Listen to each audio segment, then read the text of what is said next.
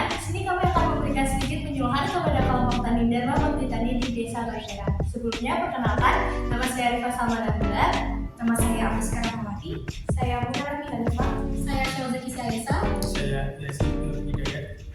Baik, selanjutnya langsung saja kita ke materi penyuluhan yang akan kami sampaikan. Sebelum melakukan penyuluhan ini, kami sudah melakukan wawancara dengan Bapak Pardo selaku sekretaris kelompok tani Dharma Bakti Tani.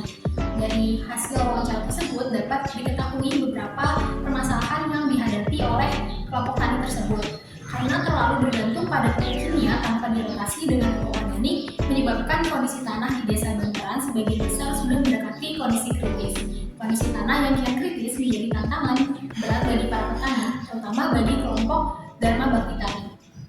Dampak negatif penggunaan pupuk kimia secara berlebihan telah membuat kesuburan tanah di Desa Bantaran semakin menurun. Hal tersebut dikarenakan kematian mikroorganisme tanah sehingga menghambat penyerapan hara dan mengganggu keseimbangan ekosistem tanah. Yang kedua, struktur tanahnya semakin memburuk dan juga terjadi pencemaran air dan kerusakan ekosistem. Kelompok tani Dharma Bakti Tani harus segera mengambil tindakan untuk mengatasi krisis tersebut. Dengan solusi yang tepat, kelompok Dharma Bakti Tani di Desa Bantaran dapat mengubah tantangan ini menjadi peluang untuk membangun sistem pertanian yang lebih berkelanjutan dan tangguh di masa depan. Baik, dari permasalahan yang sudah dipaparkan, kami ada beberapa solusi yang dapat diterapkan, yaitu diantaranya rotasi tanaman, pengomposan, dan penggunaan mikroorganisme tanah. Yang pertama adalah rotasi tanaman. Rotasi tanaman sendiri merupakan cara menanam tanaman yang berbeda di setiap tahun untuk beberapa tahun berturut-turut. Rotasi tanaman sendiri memiliki beberapa pola, salah satu diantaranya yaitu pola KDBU, kacang, daun, buah, dan umbi. Di mana pola KDBU ini pada tahun pertama menanam kacang-kacangan seperti kacang tanah atau kedelai, dan pada tahun kedua menanam sayuran daun terutama misalnya bayam, kangkung, dan sawi, dan pada tahun ketiga menanam tanaman buah seperti melon, semangka, dan timun, dan pada tahun keempat menanam umbi-umbian misalnya ubi jalar dan singkong. Sebelum menanam tanaman untuk rotasi tanaman, sebenarnya kita memilih pola rotasi tanaman yang tepat. Untuk memilih rotasi tanaman yang tepat, kita harus dapat memilih tanaman yang memiliki kebutuhan nutrisi yang berbeda, dan juga memilih tanaman yang tahan terhadap hama dan penyakit yang berbeda, serta mempertimbangkan waktu tanam dan panen. Solusi yang kedua yaitu pengomposan. Pengomposan sendiri adalah proses alami mengubah bahan organik seperti sisa makanan, daun kering, dan potongan rumput menjadi pupuk yang kaya nutrisi untuk tanaman. Nah, cara membuat pupuk kompos itu sendiri itu mudah, yaitu dengan mengumpulkan berbagai bahan organik seperti sisa makanan, daun kering, potongan rumput, dan ranting pohon. Campurkan ranting pohon, daun kering dengan sisa makanan dan potongan rumput. Perbandingannya itu 3:1.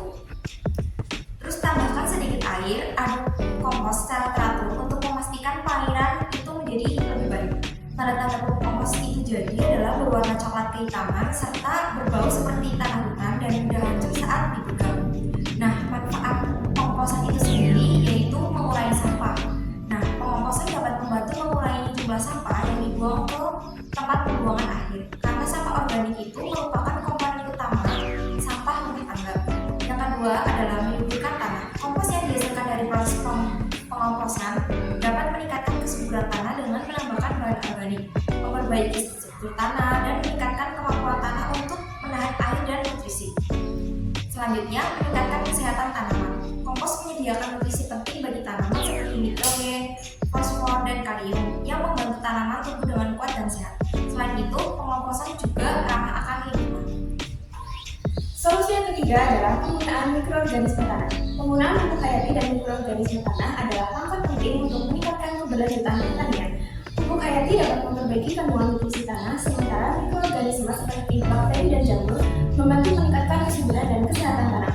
Penggunaan mikroorganisme ini dapat mengurangi ketergantungan pada pupuk kimia, memperkuat ketahanan tanaman terhadap penyakit, dan meningkatkan hasil panen. Contohnya yaitu yang pertama adalah bakteri penambat nitrogen yaitu Rhizobium. Cara penggunaannya, yang pertama ada inokulasi dulu. Rhizobium dapat dicampurkan dengan benih tanaman kacang-kacangan sebelum tanam. Caranya, benih direndam dalam larutan yang mengandung Rhizobium atau dilapisi dengan bubuk yang mengandung bakteri ini. Setelah inokulasi, benih ditanam seperti biasa. Yang kedua adalah penerapan langsung ke tanah. Bakteri Rhizobillum juga dapat diaplikasikan langsung ke tanah di area perakaran tanaman leguminosa untuk meningkatkan fiksasi nitrogen. Yang kedua adalah bakteri pelarut fosfat, yaitu Bacillus megatherium. Cara penggunaannya, yang pertama aplikasi ke tanah. Bakteri pelarut fosfat dapat dicampurkan dengan kompos atau pupuk organik dan diaplikasikan ke tanah sebelum tanam. Alternatifnya, bakteri ini dapat disiramkan ke area perakaran tanaman. Yang kedua adalah penyemprotan. Larutan yang mengandung Bacillus megatherium dapat disemprotkan langsung ke tanah atau permukaan daun untuk meningkatkan ketersediaan fosfat. Jadi berikut ini adalah poster atau pamflet yang kami buat.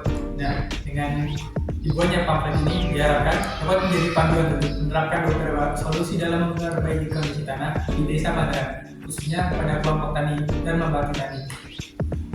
Baik, sekian penyuluhan yang dapat kami sampaikan. Semoga dapat membantu mengatasi permasalahan yang ada di Desa Bantera, khususnya pada kelompok dan membagi tani.